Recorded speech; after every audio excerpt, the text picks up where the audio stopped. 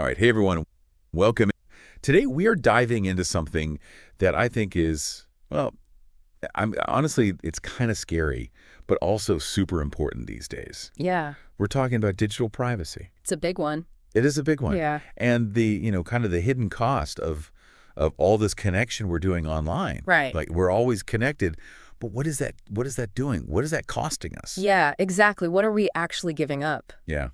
So we found this article. It's about this platform called Gen8ID, and it's basically trying to change how we manage our digital identities. So kind of a big goal. Wow. But I think this is going to help us really unpack some of the issues here. So are you ready to dive in? Yeah, let's do it. I mean, it's something we all deal with, right? Yeah, for sure. We're, like you said, we're all constantly connected, Yes. but we don't always think about what that actually means. Right, exactly.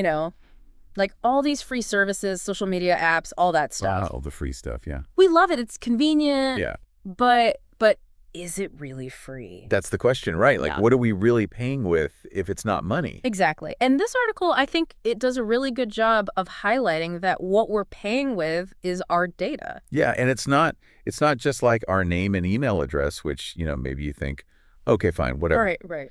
But it goes way deeper than that. Well, yeah. They're collecting information about our habits, our preferences, our likes, our dislikes, even metadata from our photos. Yeah. Wait, can we just pause on that for a sec? What is metadata?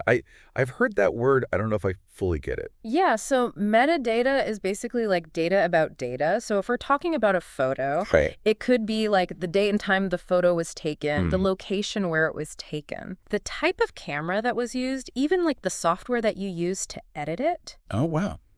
So, on its own, maybe each little piece of information doesn't seem like a big deal. Right. But when you put it all together, it can actually create a really detailed picture of your life. That's kind of creepy. It is, and that's why it's so valuable to companies, because they can use that information to target you with ads or even try to predict your future behavior. Right. So it's all about getting you to buy more stuff, basically. Exactly. Yeah. And I mean, no wonder, right? The article says that something like 79% of people are anxious about how their data is used. Yeah, that's a huge number. And it's a lot of people. And I think it shows that, people are starting to realize that their information has value and that companies are profiting from it without necessarily, always being transparent about how they're doing it. Right, yeah. It's not like they're asking our permission. Right, exactly. They're just kind of taking it. And I mean, be honest, have you ever actually read through one of those super long privacy policies?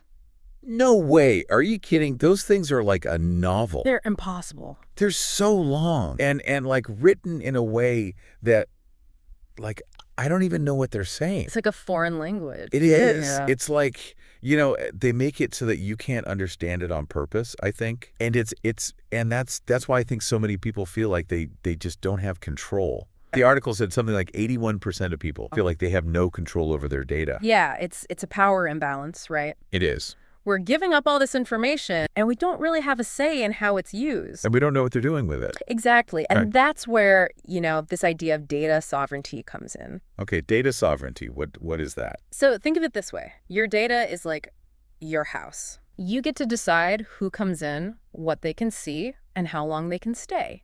Right. That's the level of control that we should have over our digital information. Okay, so it's like setting boundaries, Love it. right? Yeah, exactly. Like digital boundaries. Exactly. Okay, I like that. So it's not about becoming a hermit and never going online again, right? No, not at all. Because, I mean, the article even talked about, there are some benefits to sharing data. Yeah, there are. Like, getting things personalized or making things more efficient, if you're shopping online or something. Exactly. I mean, personalization can be great, and it can make things more convenient. Right. But the key is that it needs to happen on our terms, not, dictated by these big tech companies. Right. We should be the ones in control. Exactly. Yeah. And that's kind of where this platform Gen8ID comes in, right? Okay, yeah. So tell me about that. So they're trying to build a platform that gives users the power to choose what data they share and with whom. Okay, that's interesting. So imagine you go to a store, you want to buy something. Yeah. And you could choose to share like your email address Yeah. to get a discount, but you wouldn't have to give them access to your entire online history. Right. Okay. Yeah. That's the kind of control that we're talking about. So it's all about like regaining that sense of agency, right? Exactly. Like we are the ones who should be making those decisions. Yes. Yeah. Okay. And I mean that's especially important, right? When you think about the risks of just letting companies collect all this data. Oh, absolutely. Like, the article mentioned cybercrime, identity theft, fraud, all those scary things. Yeah, when our data is just kind of like scattered across all these different platforms, Right. it becomes really vulnerable. Yeah. It's easy for, hackers to get their hands on it. And that's what Gen 8 ID is trying to address, right? It's like a guardian for your digital identity. Okay. It gives you the tools to manage everything in one secure place. So you're not like, hoping that all these different companies are protecting your data. Right, you're taking control yourself. Right, okay. It's about being proactive. And I think we need that because, I mean, the article even said like 70% of people feel like their information is less secure now than it was 5 years ago. It's a scary thought. It is scary. That's a lot of people It is. who feel that way. Yeah. So, I mean, that's a pretty clear sign that we need to rethink things, right? Yeah, for sure. Like, is this the future we want? Right. One where we're just constantly sacrificing privacy for convenience? Right. Or is there another way? It's a big question, and I think it's one that we all need to be asking ourselves. Yeah, for sure. Like, what does a truly equitable and privacy-respecting digital world look like to you? That's a really good question. And I think, this is just the start of the conversation, right? Absolutely. Like we need to keep talking about this. We need to keep exploring these ideas. So, if you're interested in learning more, I definitely encourage you to check out Gen 8 ID. Yeah.